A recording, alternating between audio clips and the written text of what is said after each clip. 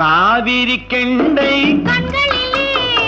தாமரை பொய்கை கன்னத்திலே காவிரி கெண்டை கண்களிலே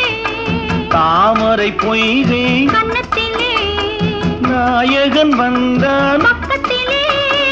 நாயகன் வந்தான் பக்கத்திலே நாயகி விழுந்தாள் வெக்கத்திலே என்னை காதலித்தால் மட்டும் போதுமா